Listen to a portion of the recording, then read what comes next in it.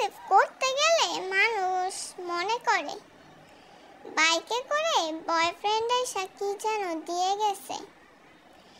এজন্য আমি parcel receive না করে আব্বুকে দিয়ে করাই।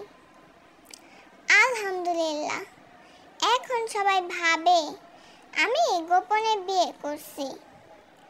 আব্বু মেনে নিয়েছে, তাই মেয়ের জামাই শ্বশুরকে কি যেন দিয়ে যায়।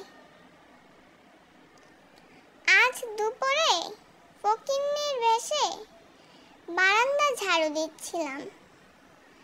এমন সময় দুই আন্টি টাইপের মহিলা চলে আসে এবং জিজ্ঞেস করে, তুমি কি এই বাড়িতে কাজ করো? বেতন কত পাও? এই বাড়ির লোকজন কেমন?